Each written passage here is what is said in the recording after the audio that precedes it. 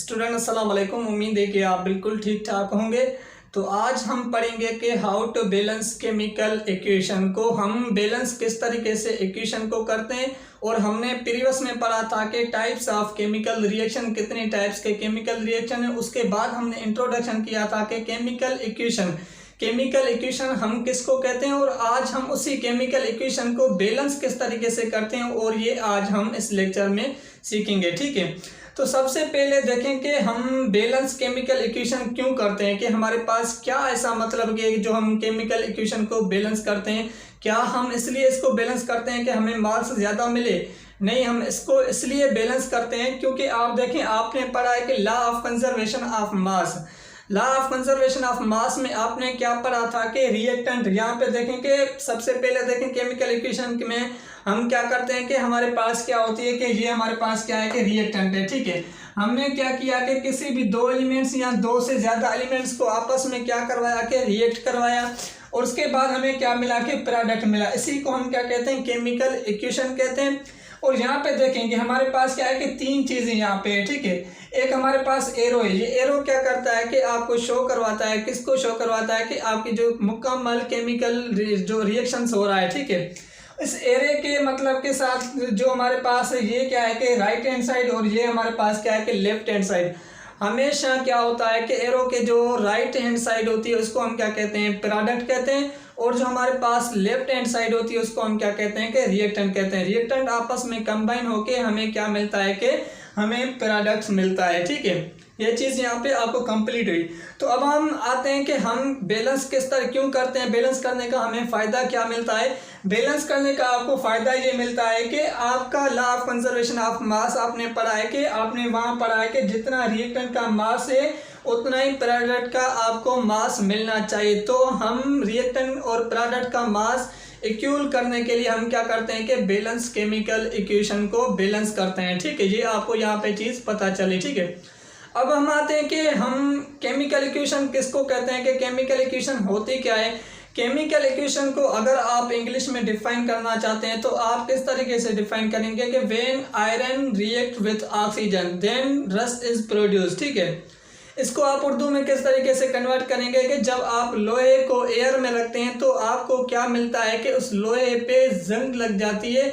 इसी को हम क्या कहते हैं कि केमिकल इक्वेशन कहते हैं। ठीक है, अगर हम इसको केमिस्ट्री में लिखें तो किस तरीके से लिख पाएंगे कि यहाँ पे देखें कि हमारे पास क्या है कि आयरन है, Fe प्लस में आपने उसको ऑक्सीजन में रखा, और ऑक्सीजन क्या होती है कि यही ऑक्सीजन हमारी एयर में प्रेजेंट होती है। ठीक है, और तो आपको प्रोडक्ट क्या मिलेगा कि आपको रस्ट मिलेगा Fe2O3। यहाँ पे ये हम इसको क्या कहते हैं कि केमिकल इक्वेशन कहते हैं। ठीक है, अब आते हैं कि हम जो अगर यहाँ पे डेफिनेशन में भी आप देख सकते हैं कि the symbol representation of chemical reaction is known as chemical equation. अगर आप किसी भी केमिकल इक्वेशन को आप सिंबल्स में रिप्रेजेंट कर रहे हैं तो उसी को हम क्या कहते हैं, केमिकल इक्वेशन कहते हैं।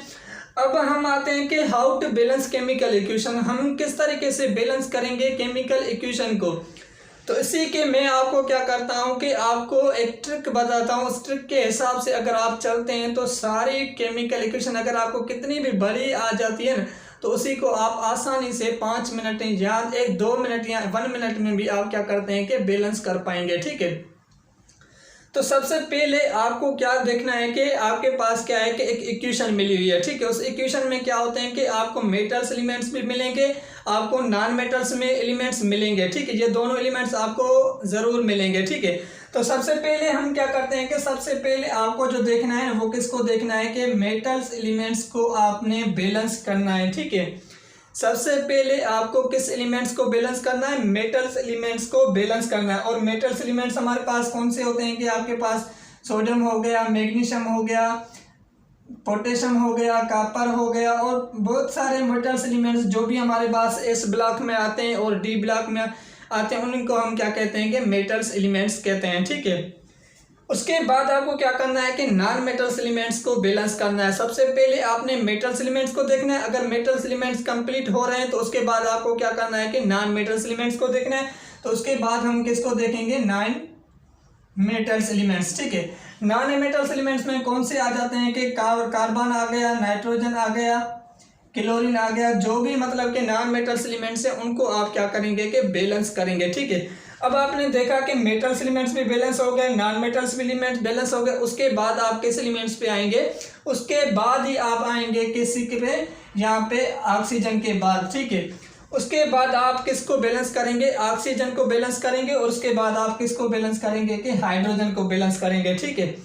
अब ये ट्रिक चलनी है, ठीक है। अब आप सोच रहे होंगे कि ये बड़ा मेथड है कि सबसे पहले हम मेटल्स को देखें, उसके बाद नॉन मेटल्स को, उसके बाद ऑक्सीजन, उसके बाद हाइड्रोजन को। हम यहाँ पे एग्जाम्पल के साथ चलते हैं कि हम एग्जाम्पल के साथ किस तरीके से इसको बैलेंस कर सकते हैं। तो यहाँ पे देखेंगे हमारे पास क्या है कि CO2 और हमें प्रोडक्ट मिला, कौन सा प्रोडक्ट मिला, CO प्रोडक्ट मिला, ठीक है। अब यहाँ पे देखेंगे हम किस तरीके से इसको बैलेंस करेंगे कि हमारे पास एक C और उसके बाद कार्बन, उसके बाद 2 ऑक्सीजन के, उसके बाद हमें क्या मिला है कि CO कार्बन मोनोऑक्साइड, ठीक है। अब आपको क्या करना है कि यहाँ पे देखना है कि सबसे पहले कि आपका जो एटम्स हैं वो क्या बैलेंस हैं, क्या नहीं बैलेंस है, ठीक है। ये हमारे पास क्या है कि लेफ्ट हैंड साइड में एक कार्बन बैलेंस है, उसके बाद 2 ऑक्सीजन, और उसके बाद ये क्या है कि 1 ऑक्सीजन है, ठीक है। तो ये क्या है कि यहाँ पे बैलेंस इक्वेशन नहीं है। तो यहाँ पे हम क्या करेंगे कि सबसे पहले देखेंगे कि आपको मेटल्स एलिमेंट्स देखना है कि यहाँ पे मेटल्स एलिमेंट्स कौन सा, उसको बैलेंस करना है। तो यहाँ पे कोई भी मेटल्स एलिमेंट्स नहीं है, तो उसके बाद हम क्या करेंगे कि नॉन मेटल्स को देखेंगे। नॉन मेटल्स यहाँ पे एक कार्बन है और ये एक कार्बन है, तो ये भी क्या है कि बैलेंस है। उसके बाद आपको क्या करना है कि हाइड्रोजन और ऑक्सीजन पे आना है। तो यहाँ पे देखें कि हाइड्रोजन तो यहाँ पे नहीं है, एक हमारे पास ऑक्सीजन है, तो ऑक्सीजन देखें कि यहाँ पे 2 ऑक्सीजन है और ये यहाँ पे क्या है कि 1 ऑक्सीजन है। तो हम क्या करेंगे कि तो हम यहाँ पे 2 लगा देंगे, ठीक है। अब आपने देखा कि ऑक्सीजन कंप्लीट हो गई, यहाँ पे ऑक्सीजन 2 और ये ऑक्सीजन, आपको यहाँ पे ऑक्सीजन नहीं लगाने, आपको क्या करनी है कि यहाँ पे ऑक्सीजन लगानी है। उसके बाद आप फिर से देखेंगे मेटल्स एलिमेंट्स, उसके बाद नॉन मेटल्स। यहाँ पे नॉन मेटल्स 2 एलिमेंट्स हो गए, 2 एटम हो गए, और यहाँ पे क्या है कि 1 एटम है। तो हम क्या करेंगे कि फिर से उनको बैलेंस करेंगे। तो यहाँ पे हम 2 लगा देंगे, तो ये क्या हो जाएगा कि 2 कार्बन 2 ऑक्सीजन, 2 कार्बन 2 ऑक्सीजन। इसी को हम क्या कहते हैं कि बैलेंस केमिकल इक्वेशन कहते हैं। यहाँ पे भी law of conservation of mass complete है, यहाँ पे भी कंजर्वेशन ऑफ मास जो है वो क्या है कि इक्वल है, ठीक है। उसके बाद हम चलते हैं कि नेक्स्ट हमारे पास जो एग्जांपल है, उसके बाद यहाँ पे देखेंगे हमारे पास सेकंड यहाँ पे एग्जांपल है कि Mg3 प्लस में N2 प्लस में H2O। उसके बाद हमें प्रोडक्ट मिल रहा है कि MgOH2 प्लस में NH3। यहाँ पे गैस जो हो रही है वो क्या हो रही है कि प्रोड्यूस हो रही है, ठीक है। तो यहाँ पे देखें जो मैंने आपको मेथड बताया उसी मेथड के साथ हम क्या करते हैं कि इसी को बैलेंस करते हैं। किस तरीके से हम इसको बैलेंस करेंगे, तो सबसे पहले हम देखेंगे कि हमारे पास मेटल्स एलिमेंट्स क्या कंप्लीट हैं, उसी को हम क्या करेंगे कि बैलेंस करेंगे। तो यहाँ पे देखेंगे मैग्नीशियम के 3 एटम है, और यहाँ पे मैग्नीशियम के कितने एटम है कि 1 ही एटम है। तो क्या हम इसको करेंगे, तो हम इसको यहाँ से 3 लगा देंगे, यहाँ से 3 लगा देंगे, ठीक है। तो यहाँ पे देखेंगे मैग्नीशियम के 3 एटम, मैग्नीशियम के 3। अगर आप यहाँ पे 3 नहीं लगा सकते, क्यों नहीं लगा सकते, क्योंकि आपको यहाँ पे लगाना है, ये आप इस तरीके से गलती नहीं करना। तो यहाँ पे हम मैग्नीशियम के 3 एटम, मैग्नीशियम के 3 एटम, और कोई भी हमारे पास जो है वो क्या है कि मेटल्स एलिमेंट्स नहीं है। उसके बाद हम चलेंगे नॉन मेटल्स एलिमेंट्स पे कि नॉन मेटल जो है वो कौन से एलिमेंट्स हैं, उनको हम बैलेंस करेंगे, ठीक है। तो यहाँ पे देखिए नॉन मेटल में से हमारे पास क्या है कि नाइट्रोजन है। नाइट्रोजन के कितने एटम है, 2 एटम है, और यहाँ पे हमारे पास नाइट्रोजन का कितने एटम है, 1 ही एटम है। तो हम क्या करेंगे कि इसी को हम यहाँ से 2 लगा दें, तो नॉन मेटल्स एलिमेंट्स जो हो गया वो क्या हो गया कि कंप्लीट हो गया, ठीक है। उसी के बाद आपको क्या करना है कि फिर से मेटल देखना है कि मेटल्स कंप्लीट है, मेटल्स कंप्लीट है, नॉन मेटल्स क्या है कि कंप्लीट है। उसके बाद आपको क्या करना है कि यहाँ पे देखें कि हाइड्रोजन कितनी है, ठीक है। अगर आप हाइड्रोजन देख रहे हैं तो हाइड्रोजन के साथ आप क्या करेंगे, उनको आप कम बैलेंस करेंगे, और उसके बाद आप क्या करेंगे कि ऑक्सीजन को बैलेंस करेंगे, ठीक है। तो यहाँ पे देखेंगे ऑक्सीजन हमारे पास कितनी है कि ऑक्सीजन हमारे पास जो है कि 1 ऑक्सीजन और ये 2 ऑक्सीजन, 3 2 कितनी होती है कि 6 ऑक्सीजन हो गई, ठीक है। 6 ऑक्सीजन इस साइड में, और यहाँ पे क्या है कि टोटल जो हमारे पास ऑक्सीजन है वो कितनी है कि 1 ही ऑक्सीजन है। तो हम क्या करेंगे कि इसी को बैलेंस करने के लिए हम क्या करेंगे कि यहाँ पे ऑक्सीजन को भी बैलेंस करेंगे, ठीक है। तो यहाँ पे हम क्या करेंगे कि हमारे पास 6 ऑक्सीजन और यहाँ पे हमारे पास 1 ऑक्सीजन है, तो यहाँ पे हम क्या करेंगे कि 6 लगा देंगे, 6 ऑक्सीजन आपकी क्या हो गई कि बैलेंस हो गई। उसके बाद आपने क्या करना है कि हाइड्रोजन को देखना है कि हाइड्रोजन क्या बैलेंस है। तो यहाँ पे देखेंगे ये 6 हाइड्रोजन और 2 हाइड्रोजन, यहाँ पे 6 को 2 से मल्टीप्लाई करेंगे तो आपको कितने हो जाएंगे, 12 हाइड्रोजन हो जाएंगे। और यहाँ पे देखेंगे आपकी हाइड्रोजन जो है वो कितनी है कि यहाँ पे हमारे पास क्या है कि 3 2 6 हाइड्रोजन यहाँ पे, और यहाँ पे क्या है कि 3 हाइड्रोजन और 3 2 कितने होते हैं कि 6 हाइड्रोजन, 6 कितने होते हैं कि 12 ऑक्सीजन और हाइड्रोजन होते हैं। उसके बाद यहाँ पे देखेंगे आपकी इक्वेशन जो वो क्या हो गई कि बैलेंस हो गई। तो इसी को हम क्या कहते हैं कि केमिकल इक्वेशन कहते हैं और बैलेंस इक्वेशन कहते हैं। ठीक है, पहले अनबैलेंस थी, अब हमारे पास इक्वेशन जो है कि वो क्या है कि बैलेंस है। ठीक है, अब हम चलते हैं कि हमारे पास जो और एग्जांपल्स हैं उन एग्जांपल को आप इसी तरीके से क्या करेंगे कि बैलेंस करेंगे। सबसे पहले हमारे पास यहाँ पे बैलेंस अनबैलेंस इक्वेशन है। ठीक है, नंबर 1 हमारे पास H2 प्लस में Cl2, उसके बाद हमें प्रोडक्ट मिल रहा है HCl, हाइड्रोजन क्लोरिक एसिड कहते हैं जिसको हम। ठीक है, तो यहाँ पे देखेंगे हाइड्रोजन के 2 एटम, क्लोरीन के 2 एटम, एक हाइड्रोजन का एटम एक क्लोरीन का एटम, मतलब कि ये क्या है कि अनबैलेंस इक्वेशन है। ठीक है, तो सबसे पहले आप देखेंगे मेटल्स एलिमेंट्स, इसमें कौन सा है, मेटल्स एलिमेंट्स को आप क्या करेंगे कि बैलेंस करेंगे। यहाँ पे कोई भी मेटल्स एलिमेंट्स नहीं है तो हम क्या करेंगे कि सबसे पहले यहाँ पे जो हमारे पास नॉन मेटल्स है उसी को बैलेंस करेंगे। ठीक है, नॉन मेटल्स कौन सा है कि यहाँ पे क्लोरीन है तो क्लोरीन के 2 एटम, यहाँ पे क्लोरीन के कितने एटम है कि हमारे पास 2 एटम है। तो आप बैलेंस करने के लिए यहाँ पे 2 नहीं लगा सकते। क्यों नहीं लगा सकते, क्योंकि यहाँ पे क्या है कि एक हमारे पास प्रोडक्ट बना हुआ है, एक प्रोडक्ट जो आपको मतलब के कंप्लीट कंपाउंड है। ठीक है, तो आप क्या करेंगे कि यहाँ पे 2 लगा देंगे। तो यहाँ पे देखेंगे 2 तो आपने लगा दिया, उसके बाद देखेंगे यहाँ पे हमारे पास Cl2, यहाँ पे Cl2 हो गई, क्योंकि ये 2 जो है ना वो हाइड्रोजन के भी हो गए, क्लोरीन के भी हो गए, दोनों के ये क्या है कि हमारे पास 2 हैं। ठीक है, उसके बाद हाइड्रोजन देखेंगे हमारे पास हाइड्रोजन 2 और उसके बाद हमारे पास हाइड्रोजन 2, तो ये हमारे पास बैलेंस इक्वेशन हो गई। ठीक है, उसके बाद हम चलते हैं कि सेकंड हमारे पास एग्जांपल है H2 प्लस में O2, तो हमें प्रोडक्ट क्या मिल रहा है कि H2O, जिसको आप क्या कहते हैं कि वाटर, वाटर का क्या फार्मूला होता है कि H2O फार्मूला होता है। ठीक है, तो सबसे पहले यहाँ पे देखें मेटल्स एलिमेंट्स कौन सा है कि हमारे पास मेटल्स एलिमेंट्स कोई भी नहीं है। नॉन मेटल्स एलिमेंट्स कौन सा है, नॉन मेटल्स एलिमेंट्स भी कोई नहीं है। उसके बाद आप यहाँ पे आए कि हाइड्रोजन एटम, हाइड्रोजन एटम क्या कंप्लीट है इस इक्वेशन में, तो यहाँ पे देखेंगे हाइड्रोजन एटम 2 और 2 हाइड्रोजन एटम कंप्लीट बैलेंस है। ठीक है, उसके बाद आप यहाँ पे देखेंगे ऑक्सीजन 1 और 2 ऑक्सीजन यहाँ पे, तो हम क्या करेंगे कि 2 यहाँ से लगा देंगे तो हमारे पास ऑक्सीजन 2 कंप्लीट हो गए। लेकिन अब यहाँ पे क्या करना है कि आपको फिर से वही एटम्स देखने हैं जो आप बैलेंस करते आए हैं। ठीक है, मैंने आपको कहा है कि मेटल्स को बैलेंस करें, उसके बाद नॉन मेटल्स को बैलेंस करें, नॉन मेटल्स बैलेंस करने के बाद आप मेटल्स को दोबारा देखें, अगर बैलेंस है ठीक है तो उसके बाद आप ऑक्सीजन को देखें, ऑक्सीजन करने के बाद आप फिर से आप तीनों को देखें। ठीक है, और वो तीनों ये बैलेंस है, उसके बाद आप हाइड्रोजन पे जा सकते हैं। ऐसे नहीं जा सकते कि आपने एक कर दिया दूसरा कर दिया फिर तीसरा, नहीं, फिर से आपको रिपीट करना है प्रोसेस। ठीक है, उसके बाद देखेंगे हमारे पास 2 हाइड्रोजन 4 हो गए, तो यहाँ पे हम क्या करेंगे कि 2 लगा देंगे, तो ये हमारे पास भी हाइड्रोजन पूरी हो गई, कंप्लीट हो गई,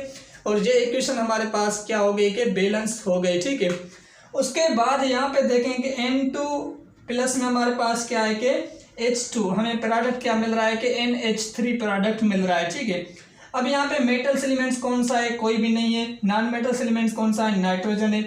यहाँ पे N2 प्लस में यहाँ पे क्या है कि 1 नाइट्रोजन है, तो हम क्या करेंगे कि इसको 2 है तो यहाँ पे भी हम क्या करेंगे कि 2 लगा देंगे। ठीक है, उसके बाद यहाँ पे देखेंगे हाइड्रोजन 2 है और यहाँ पे क्या है कि 3 2 कितने हो गए कि 6 हाइड्रोजन हो गए।